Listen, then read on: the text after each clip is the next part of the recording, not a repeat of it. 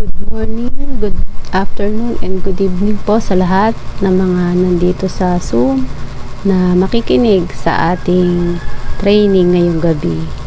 By the way, I'm Malu Orbigoso po, ang inyong financial educator, and full-time na po ako dito na nagtuturo about sa ating financial literacy and one of the marketing director dito po sa IMG or International Marketing Group. And bakit po ba kami nagtuturo? Kasi nga po, ang mission ni IMG ay maturuan at matulungan ang lahat ng mga kababayan natin na 30 million families by 2030 dahil meron po silang financial education movement na ginagawa. And then, saan po ba nanggagaling yung ating tinuturo? Good thing po si IMG ay nakapag-publish po ng book na kung saan may title po na The Secret to Saving and Building Your Future. And then nakikita niyo po sa book na yan, mayroon pong 5 blocks na pag-uusapan po natin mamaya later sa mga susunod na slide. And then meron pong ambassador and ambassadress si IMG. Yan po kung mapapansin nyo, nandyan po si Senator Rapi Tulfo at si Miss Corina Sanchez na may hawak din pong libro.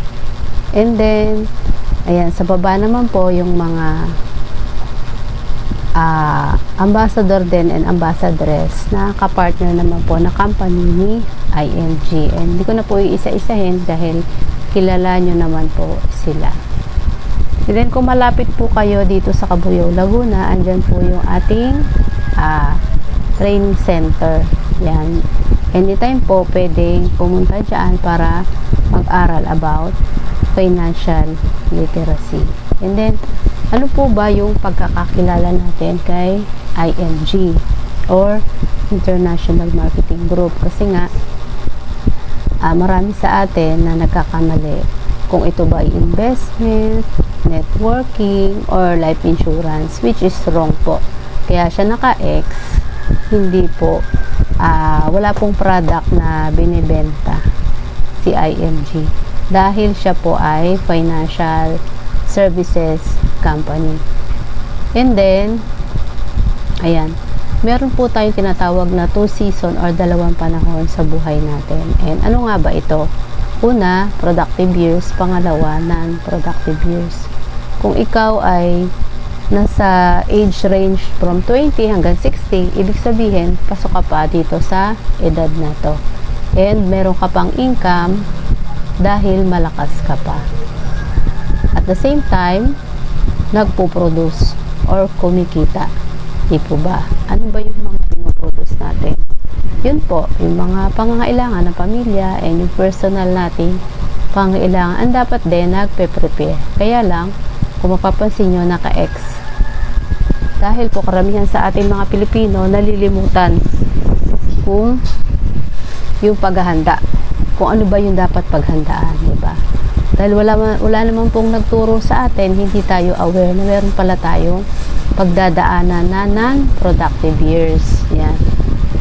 Dito po kasi sa non-productive years, from 61 hanggang 100 years old, kung loloobin pa ni Lord, ano ba yung nangyayari kapag umabot sa ganitong edad? Di po ba unting-unting nahihina ang katawan ng tao, unti-unting nagkakasakit? Ngayon po, kung hindi tayo maghahanda from 20 hanggang 60 years old, kailan po tayo maghahanda? Di po ba? Kasi pagdating po dito, ang tanong, kaya mo pa bang magtrabaho? Kasi kung dito po tayo maghahanda during non-productive years, makakapagtrabaho ka pa kaya? And malakas ka pa? Di po ba? Kasi ito nga yung dapat nating paghandaan eh. Kaya dito sa productive years, dito pa lang dapat naghahanda na tayo. Kasi ito yung time na malakas yung katawan natin. And paano kung wala na tayong income? Paano kung wala ka ng income? Paano ka makakapaghanda? Eh meron tayong mga expenses. Diba? Meron tayong tuloy-tuloy pa rin na expenses dahil buhay pa po tayo dito eh. Kailangan pa natin ng mga yan. Kailangan nating mag-grocery para sa food supply natin, 'di ba? Kailangan natin gagamit pa rin tayo ng mga bills na Meralco, na tubig. Gastos din yon. Pangatlo, paano pag may mga nararamdaman na? Kasi dito nga papasok yung yung mga unti-unting nararamdaman kapag nanghihina na yung tao, tumatanda na kasi. Kailangan natin mag-maintenance, 'di ba? Check up, another gastos pa yan. At bakit naman kung kailan wala na tayong income, doon pa naglalabasan yung mga sakit, and doon din naglalabasan yung mga gastos or mga expenses. And worse, paano kapag na-hospital? 'Di ba? Kasi hindi naman natin control yung yung mga sakit natin, kung kailan tayo tatamaan. Di po ba? Kailan tayo magkakasakit, kasi during productive years, na sobrang sipag natin, di ba? Dito maglalabasan yung sakit. Kaya ang tanong, kaninong income ang uubusin mo? Ikaw na nakikinig dito ngayon, na-realize mo ba yan na may pagdadaanan kang non-productive years? Or sumagi ba sa isip mo? Alam po natin na lahat tayo ay papunta sa pagtanda. Bibihira yung hindi umaabot ng 60 years old kinukuha na. Kaya lang, paano kung pagdating dito wala tayong napaghandaan? Diba? Sino ang pahihirapan natin? Sino ang aasahan natin? Diba? Kaya ang tanong, may nasimulan ka na bang i-prepare? Dahil sabi ni Benjamin Jokno ng Bangko Sentral, more than 87% of senior citizens walang sapat na retirement savings and umaasa sa anak at sa pension. Gusto po ba natin about mapabilang tayo dito sa sinasabi ni Benjamin Jokno? Kung may kakilala kayo, di po ba, na mga kamag-anak nyo, gusto ba natin na mapabilang sa kanila, mapagaya sa kanila na umaasa sa ganito, sa mga anak, sa pension, di ba? Or nagtsatsagang piliting magtrabaho kasi sa hirap ng buhay, walang income, dahil merong gastusin, walang aasahan, diba? Kaya ang tanong, ready ka na ba pagdating ng non-productive years? Kaya nandito si IMG para maiwasan natin to, magkaroon tayo ng action, preventive action para dito. And paano yon? Una, magtutulungan tayo mag-prepare. Tutulungan namin kayo, i-guide namin kayo, ano ba yung paghahandaan natin at ano ba yung mga tamang proseso para sa paghahanda. Pangalawa, magtutulungan din tayo na huwag mapabilang sa 87% na walang retirement savings. Agree po ba kayo? Yung lahat ng mga nakikinig dito, pakitype po sa chat box yung mga nag-a-agree para mamaya matulungan po namin at mag-guide. Yan, dito po sa next slide, meron tayong example. Kung limbawa, ikaw na nakikinig ngayon, meron kang age na 38 at sapat lang ang kinikita mo, after 15 years, ikaw ay 53 years old na. Ang tanong, ano kaya ang financial status mo at ng family mo? Diba? Kasi lahat tayo siguradong haharap sa malaking problema. Ano-ano ba yun? Kagaya po niyan yung mga expenses. Alam natin na taon-taon tumataas ang bilihin. Diba? Hindi nga lang taon-taon eh. Buwan-buwan tumataas. Pag bumili tayo sa palengke, mababalitaan natin, nagtaas na yung presyo ng mga kailangan nating bilhin. Yan, una, yung bigas. Diba? Kailangan natin lagi yan. Yan yung number 1 na pangangailangan natin sa ating pamilya. Sunod yung itlog. Magkano na yung itlog ngayon? 10 pesos. After 15 years, magkano na po kaya yung itlog? Yung mantika, yung asukal or kape. Yan yung mga primary needs natin. Paano pa yung iba nating mga expenses? And then yung aircon. Kung ngayon naiinitan tayo, hindi natin kaya dahil nakaka-high blood din kasi sobrang init eh. After 15 years, kaya pa kaya natin gumamit ng aircon. Dahil sa mahal ng Meralco, 'di ba? Yung bill ng kuryente. Pangalawa, yung health issue. Ito yung naglalabasang sakit, 'di ba? After 15 years, magkano na yung hospital bill, yung pagpapa-check up? Paano kung wala kang healthcare program? Saan ka kukuha? 'Diba? Ng pangbayad dito sa hospital. Kung hindi po natin paghahandaan to, after 15 years, ano kaya mangyayari? Di po ba? Kung hindi natin paghahandaan, paano tayo makakapagpa-check up? Kaya ang tanong, ready ka na ba? May nasimulan ka na ba? Pangalawang problema po yan. Ito yung pangatlo. Kung sa ngayon, wala ka pang anak or maliliit pa yung anak mo, after 15 years, mag-aaral na sila, diba?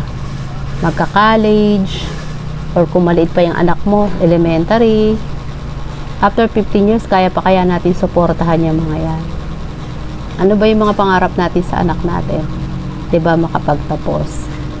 Yung tuition fee. Kung tumataas ang bilihin, malamang yung tuition fee tataas din. Sabay-sabay po kasi yan, diba? Kaya pa ba nating suportahan yung pangailangan nila sa school? Diba? Maraming pangailangan ng mga anak natin sa school. Pang-apat, yung emergency support. Diba? Paano pag na-hospital yung isa sa pamilya natin? Nagkasakit. Kung hindi tayo maghahanda after 15 years, hahayaan na lang ba natin sila na naghihirap sa hospital at hindi makalabas kasi walang pambayad? And, pag kinuha na ni Lord, gastos pa rin po yan, diba? Konting kibot natin ngayon, puro gastos. Kaya kung hindi po natin pag-iisipang mabuti, paghahandaan, ano yung mangyayari sa atin after 15 years? Taon-taon, tumataas ang bilihin, tumataas ang gastusin. Saan ka kukuha ng pambayad? Kung halimbawa, ayan, tag-ulan na ngayon, diba? Gusto yung bagyo. Ready ka ba para sa mga emergency na kagaya niya? Kaya ang tanong, ready ka na ba? May nasimulan ka na ba? Kasi kung hindi po natin pagtutuunan ng pansin yung mga problema na yan, ano po mangyayari after 15 years? And dama yung family natin, diba? Kaya ang tanong, ano ba yung pwedeng maitulong ni IMG sa atin? Bakit ba kami nagtuturo? Ano ba yung gusto namin iparating sa inyo? Gusto namin iparealize? Yan, si IMG ay tumutulong sa atin para maiwasan yung future problem. Yung kanina po, yun yung mga future problem. Diba? Kaya, intindihin nyo pong mabuti at pakinggan po kung ano po talaga yung sinasabi dito sa atin, kung ano yung pinaparealize para mabuksan yung isipan natin na meron talaga tayong pagdadaanan kung hindi po tayo maghahanda at hindi tayo magiging ready. Yan, ito po yung 5 blocks na binanggit ko sa inyo kanina na nasa libro, which is nandito po sa 5 blocks. Yan, nasa yellow.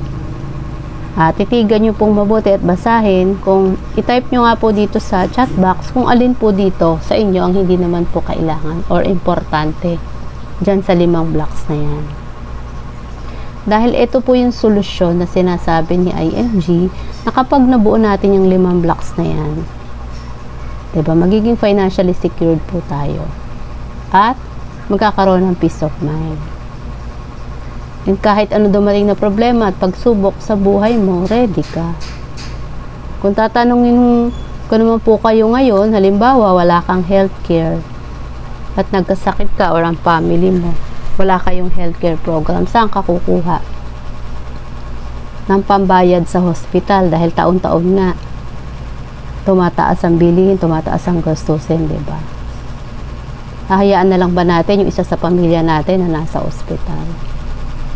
Syempre hindi po. Kaya lang ang tanong, ano yung pwede nating ibenta sa loob ng bahay kung hindi tayo ready, na wala tayong panggastos, diba? Posible na makapagbenta po tayo ng appliances kung emergency na po yung sitwasyon, di po ba? Kaya kung hindi natin paghahandaan to, mangyayari po yung ganun, diba? Na kung lalapit naman tayo sa government, gaano po katagal?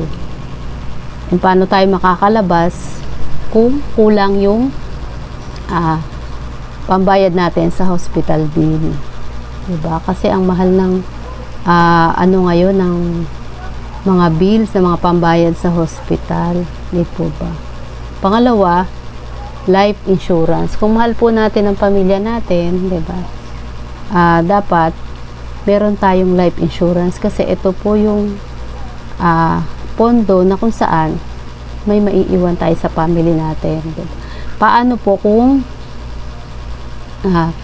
si breadwinner na wala?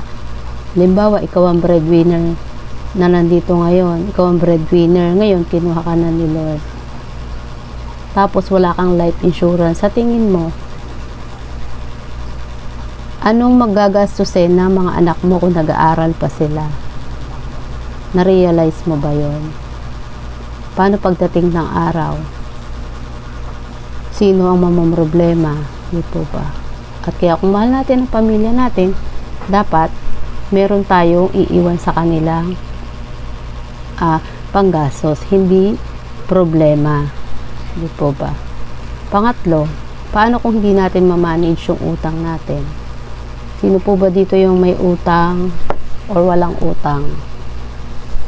Kung hindi natin ma-manage ang utang natin, magkakaroon pa kaya tayo ng peace of mind? Makakatulog pa kaya tayo sa gabi?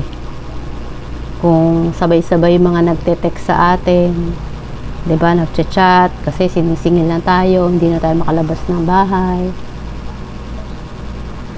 Kaya nandito po si IMG para i-guide tayo kung paano natin ma-manage yung ating mga utang. Number 4, emergency fund. Diba? Paano kung wala tayong emergency fund at nagkaroon ng emergency sa bahay natin? Alam naman natin kung ano yung mga emergency. Ito yung mga biglaan po na pangyayari na hindi natin inaasahan tapos wala tayong pondo panggastos. Diba? Saan po tayo lalapit? Mangungutang ulit tayo sa number 3. Hindi po talaga tayo magkakaroon ng peace of mind yan. Di po ba? Number 5, investment. And ito po yung pag-uusapan natin mamaya. Sa 5 blocks na ito, ang pinakamadali pong buuhin ay yung investment. And dahil ito rin po yung in-inquire nyo, kaya ito yung pag-uusapan natin mamaya.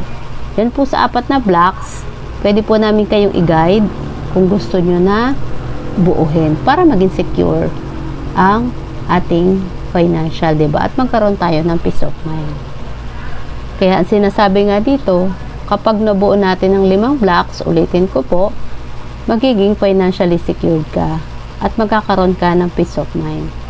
And kahit ano dumating na problema or pagsubok sa buhay mo, ready ka. Di po ba? Yan. Kaya try to imagine na lahat po ng dinidiscuss namin sa inyo ay importante, na kailangan talaga nating i-take as into action. Kasi pagdating po ng araw, doon natin marirealize kapag hindi tayo nag-take ng action. Di po ba? Yan, yung pag-increase ng cash flow, sa mga gusto, meron din po tayo ditong program na tinuturo. Pero ito po ay separate topic. I-guide po kayo ng mga nag-invite sa inyo para magkaroon tayo ng increased cash flow at mabuo or mabuild natin tong 5 blocks na ito. Ayan, paano ba natin mabubuo yung 5 blocks? Diba? Kaya nandito po si IMG para tulungan tayo para mabuo natin tong solid financial foundation or 5 blocks.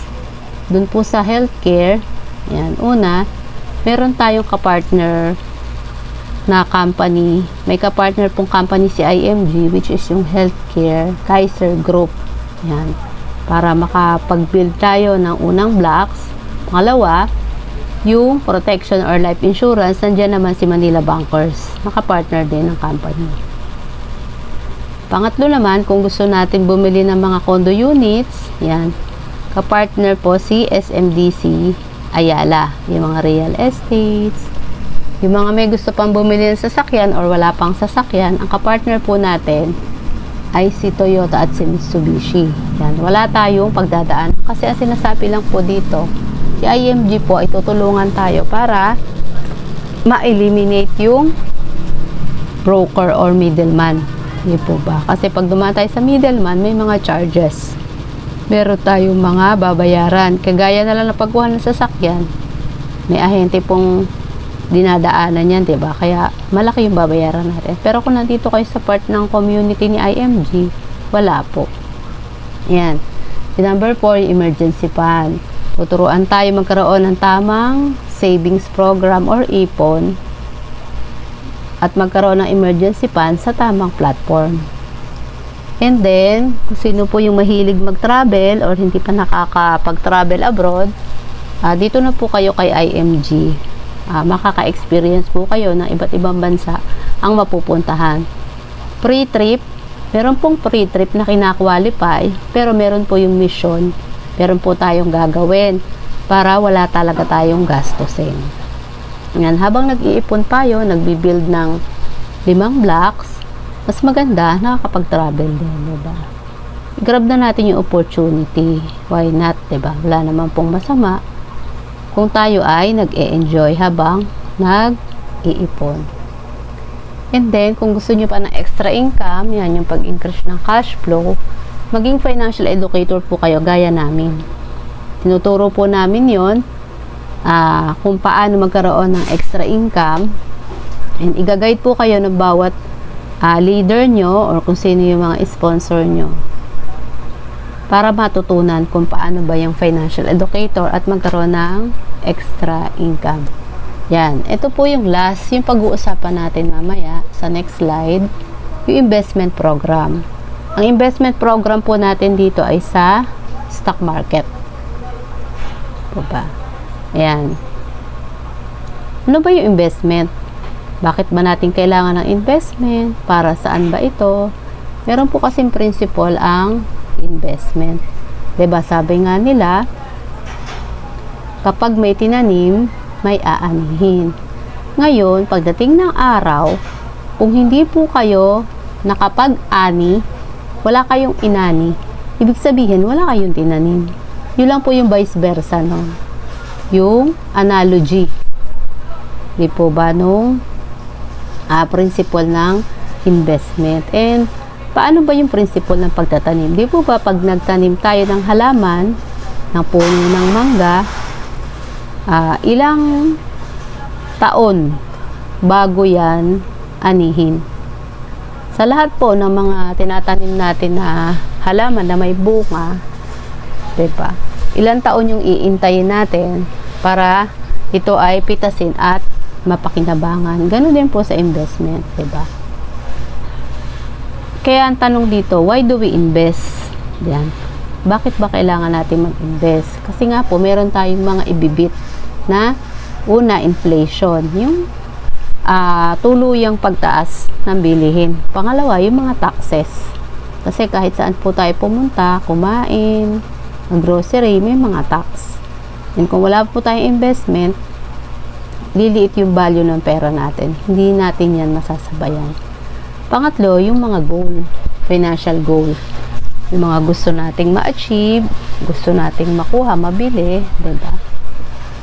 Kailangan meron tayong pondo or meron tayong investment.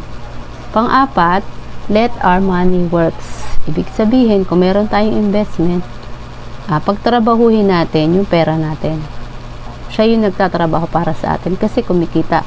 Kung halimbawa, ikaw ngayon kumikita ka kasi may trabaho, why not isabay mo na rin yung pera na kumikita para sa'yo?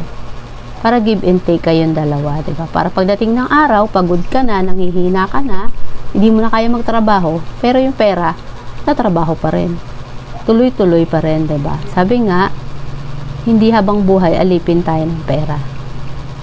Kaya pagdating ng araw, pwede naman yung pera ang magtrabaho para sa atin. Yan. Yung ating kasing financial goal, ito yung long term. Ibig sabihin, talagang matagal siya. 'Di ba? Kung meron kang gustong bilhin, makuha, pag-iipunan, kagaya niyan, educational fund. Kung sa ngayon wala ka pang asawa or wala ka pang anak, pero may asawa ka na at magkakaanak kayo, 'di ba? Kailangan paghandaan niyo yung pag-aaral nila. Pangalawa, kung gusto mo magtayo ng business, kailangan ng malaking pondo. Mag-travel, kasi yung pagta-travel, hindi ganun kamura yung gastos doon. Kailangan nating pag-ipunan. yung mga sasakyan at yung bahay na gusto pa nating bilhin, di po ba? Kung wala tayong biglaang pera, kailangan nating paghandaan or pag-ipunan. Ang panglima, yung pinaka-importante, yung retirement fund. Ito po talaga dapat yung ating pinaghahandaan. Kasi nga pagdating ng araw, mawawala na tayo ng income. Kaya dapat, meron tayong finances na naka-back up. And panghuli, yung charity program. Kung meron kayong puso na matulungin, ito ba? Kailangan po natin ng pondo dyan para makatulong sa ating mga kababayan. Kaya ang tanong, kailan mo umpisahang magtanim? Diba? Kung meron tayong financial goal, kailan tayo mag-uumpisang magtanim? Yan, ito po yung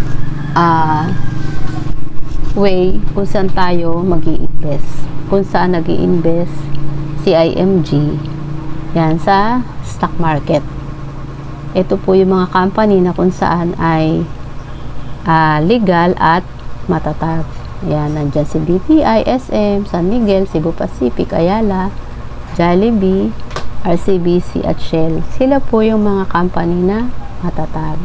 Meron po tayong two types of investment. Una, direct trading. Kung familiar po kayo dun sa nagte-trade, yung binabantayan, ikaw po yung fund manager dyan. Ibig sabihin, kung manager ka, diba? Ano ba ginagawa ng manager? Ikaw yung nagmamanage ng pera mo. Kailangan mo yung bantayan at tutukan. Kung halimbawa, ikaw yan na may 10,000, naglagay ka dyan sa direct trading, yan, nilagay mo kay Jollibee, ano yung dapat mong gawin? Ito pa. Siyempre, kung pera mo yan, 10,000, papayag ka ba na malugi? Di po ba hindi? Kailangan bantayan mo yan. Tutukan mo yung mabuti. Kaya lang, paano kung hindi ka aral? Diba? Hindi mo alam kung paano siya patakbuhin ng tama. Possible talaga na malugi ka dyan. Kaya yung iba akala nila, scam. Hindi po scam yan. Hindi lang kasi tayo educated para sa pagtitrade. Hindi po natin inaral. Hindi tayo expert. Kaya natatalo. Kasi parang sugal yan na tinataya natin yung pera natin. Kung hindi tayo expert, possible talaga na malugi. Pangalawa, dito sa indirect or mutual fund. Yan. Dito naman may naka-assign na fund manager. Si fund manager, yung mga pera ng investor, ilalagay dyan sa mga blue chips company, ikakalat. Di po ba? Matalino dyan yung fund manager kasi ikinalat niya. Hindi niya nilagay sa isang company. Naisip niya, paano nga naman pag nalugi yung isang company? Wala na. Dito po, may naka-back up. Ito ba? And good thing, si IMG, dito nakalagay yung pera ng mga investor. Kung ikaw ay part ng community, dyan malalagay yung pera mo. Pero, kung ayaw mo naman na mag-invest sa indirect or sa direct trading, dito ka kay middleman dadaan. Ano ba yung middleman? Ayan. Sila yung mga middleman. Kagaya niyan, yung mga bangko, Pag-ibig MP2, Card SME. Sila yung middleman. Kasi nga, pag nilagay natin yung pera natin dyan, wala naman silang product na ibibenta, ilalagay nila yan sa indirect mutual fund para makapag-invest din sa blue chips company. Yun. Kaya hindi sila papayag na kapag yung pera mo pinalago nila, hindi sila kikita. Kaya ang tanong, ano investment platform ang mas gusto mo? Diba? Pangalawa, next slide. Yan. Ito yung example ng middleman versus sa community ni IMG. Kung ikaw, dito sa option 1, naglagay ka ng pera sa middleman, and then si middleman, i-invest yung pera mo dyan sa company, kikita siya ng 12 to 15%. And pagbalik sa'yo, 3% na lang. Lumiit, ba diba? Kasi nga, may mga charges yan na hindi natin alam. Hindi tayo aware. Kaya kung mapapansin natin, bakit ang liit ng kinita natin sa pera natin sa nilagay nating mga yan, bangko, po ba? Unlike dito kay IMG, pansin mo yung tao nasa loob kasi nasa part na siya ng community dito sa option 2. Sa option 1, nasa labas ka. Then, pag naglagay ka dyan ng pera, lalagay yan dyan sa company, kikita siya ng 12%. Pagbalik sa'yo, ganun pa din. Kasi wala namang middleman. Ikaw mismo yung middleman ng sarili mong pera. Malapit ka na, mas malapit ka. Diba? Sa mga company na yan, business company. Yan. Kapag yung pera mo, kung halimbawa dito, 3,000, naglagay ka sa option 1, after 3 years, kumita siya ng 114,000. Unlike dito sa option 2, kikita siya after 3 years, 136,000. Diba? Kaya bakit namin kayo gusto maging part ng community? Kasi nga, mas malaki yung kikitain na pera natin dito sa community ni IMG. Dahil, direct access siya dyan sa mga business company. Ayan. Kapag pinili mo yung yung community ni IMG, ito yung magiging dashboard mo sa investment. Nandyan yung mga details about sa mga transaction, reference number, and yung amount. Ang kagandahan kay IMG, kapag member ka na, pwede ka mag-invest ng 20 pesos. Diba? Saka nakakita 20 pesos, nag-i-invest. Investor 20 pesos. Hindi po ba? Kapag naglagay ba tayo kay Jollibee, makakapag-invest tayo ng 20 pesos directly? Hindi po. Pero kung part ka ng community ni IMG, pwede ka maglagay ng 20 pesos. Kasi may mga estudyante tayo na gustong mag-ipon din. And kung gusto mo mag-add, ayan, kiklik lang add subscription and magwi-withdraw request redemption. Matututunan po natin yan kapag member na tayo. Malalaman natin kasi kayo yung may control ng inyong account or dashboard. Ayan. Ito yung example. Kapag nandito ka kay IMG, 'di ba, yung kikitain ng pera is 12%, highest ROI or return of investment, kasi nga ikaw mismo yung nagko-control or direct access na naglalagay ng pera mo dyan sa mga company. And then no fees collected ka, no commission deducted, no policy charges. Unlike dito kay middleman, maraming charges.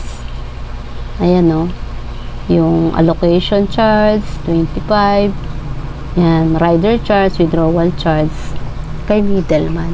Pero nasa policy po ito, 'di ba? Hindi lang masyadong na-explain sa atin, kaya pag withdraw ng pera natin, ang liit lang talaga ng tinubo. Yan. Ito yung differences ng dalawa. Kapag kay middleman, sila yung nagko-control ng pera mo. Diba? Wala tayong kaalam-alam, basta nagwi-withdraw lang tayo. Pero kay IMG, tayo yung may control. Kasi ikaw yung makakakita ng dashboard mo. Bibigyan ka dito ng user ID at password. Pangalawa, makaka-withdraw ka 5 to 10 years withdrawal period. Kagaya ng MP2, 5 to 10 years pa yun. Pero kay IMG, 6 months lang. And meron pang required monthly top-up. Diba? Required, halimbawa, 500. Kailangan monthly, magbibigay ka ng 500. Dito kay IMG, kahit 20 pesos, pwede na. And then, kapag nag-lapse pa or hindi ka nakahulog ng 2 to 3 months, may charges pa yan. Kasi ayaw nga nila nung doble trabaho kasi sa kanila yun, yung paiba-iba tayo ng amount, tapos paiba-iba rin tayo ng days, or pa delay tayo ng bayad, kasi kumbaga yung transaction nila na nagugulo, diba? Pero dito kay IMG, no lapse program. Kahit delay ka ng bayad, magipit ka ng 2 months, hindi ka nakapaghulog, walang problema. Wala kang charges. Kaya ang tanong, ano investment platform ang mas gusto mo dito sa dalawa? Ayan. Good thing kay IMG po ay may benefits. Kapag nandito na kayo sa part ng community, meron kayong maa-avail na benefits. Ito po, mga isa lamang or ilan lang sa mga benefits na pwede nating ma-avail. Una, insurance. Yan, insurance, healthcare, free travel, and extra income. Ito po yung mga ma-avail natin. From Fidelity Life, magkakaroon kayo ng free 50,000 insurance. Life insurance po yun. And free service din na parang St. Peter. Free burial service. Pangalawa, free 100,000 personal accident insurance from Manila Bankers. And then, free check-up. Only po yan. Kung sa isang taon, ilang beses ka magpa-check-up, wala pong bayad. And meron ding free HMO na kina-qualify. Yan, free travel, yung binanggit ko po kanina. Basta magawa lang po natin yung mission ni IMG, may chance tayo magkaroon ng free. As in, free lang po talaga. And, yan, sa September, yung target po na pupuntahan is Korea. And then, extra income. Diba? Kung gusto mo mag-increase yung cash flow mo, ayan, meron po tayong part-time and full-time dito kay IMG. Basta masipag lang po tayo, diba? Lahat naman ng trabaho kailangan nating pagsumikapan para kumita.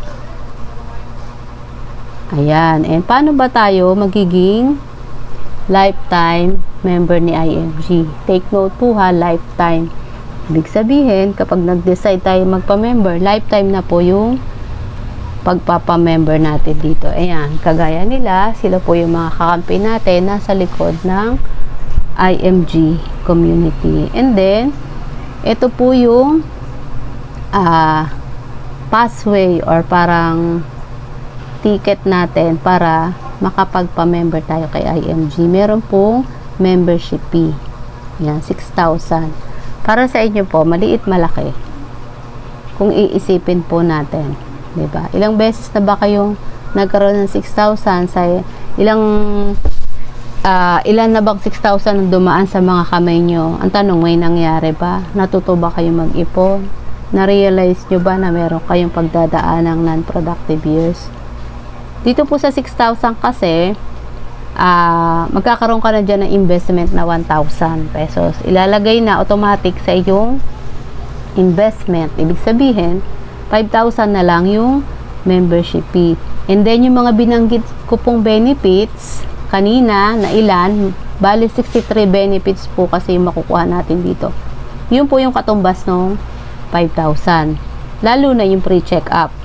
Di po ba? Kung tayo lagi nakakapagpa-check-up, magkano ang pagpapa-check-up?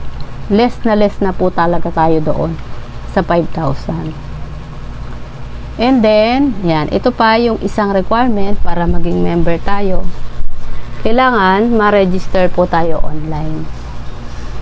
Bigyan nyo lang po yung mga details nyo sa mga nag-invite sa inyo and then e-encode sa system para po ma-register. Yan. Doon po sa mga magsisettle na ng payment, ito po yung ating mga bangko. Ito po yung mga affiliate and legal na bangko na kapartner ni IMG. Yan. Lahat po, titigan nyo. Pwede nyo pong picturean para kapag nag-payment na, kung ayaw nyo padaanin sa mga nag-invite sa inyo, yung pera na ibabayad, dito nyo po ilagay. Basta inform nyo lang po sila kasi meron pong gagawing payment instruction. Yung mga OFW po kasi sa online bank nagbabayad. Tapos pinaprocess nung sponsor nila. And meron din po kay Palawan Express, pwede rin po tayong magbayad dyan. Basta inform nyo po yung inyong sponsor at i-assist po kayo. Ayan. Kapag po nagbigay na kayo ng details, ayan, automatic, kahit hindi pa po kayo member, magkakaroon kayo ng user ID at password na marireceive nyo sa email. Basta ang ibigay nyo pong email sa mga nag-invite sa inyo ay active. Para po ma-receive nyo yung ibibigay sa inyong account ni IMG. And, ano ba yung katumbas pa ng 6,000? Ayan po. Magkakaroon kayo ng sariling dashboard or investment portfolio. Ayan, ganyan-ganyan po. May picture kayo dyan. And then, yung investment nyo dyan, malalagay kay Soldibo. Tapos, yan. Yung mga benefits na yan, ayan po yung mga ilan lamang sa 63 benefits na maa-avail nyo. Ganyan po ang itsura ng inyong dashboard. Yan. Ito po yung summary ng ating topic. And kapag nabuo po natin yung 5 blocks na yan, nagkaroon ng healthcare, life insurance, na-manage ang utang, nagkaroon ng emergency fund, natuto kung paano mag-build ng emergency fund and investment, and then nagkaroon ng increased cash flow, yung extra income. Ibig sabihin, magkakaroon na tayo ng total final solution. 'Di ba? Sa kakaharapin po nating problema in the near future. Ayan, congratulations dahil may libre kayong 20,000 personal accident insurance. I-guide po kayo nung mga nag-invite sa inyo, and magtanong lang po kayo kung paano yan maa-avail po ba. Hindi naman natin ginugusto na ma-aksidente para makuha yan, kaya lang hindi rin naman natin control yung buhay natin. At least meron na tayong pre 20,000, diba? Pang backup. And ayan, tapos na po tayo. Once again, I'm Malu Orbigoso, one of the financial educator and marketing director dito po sa IMG Company. And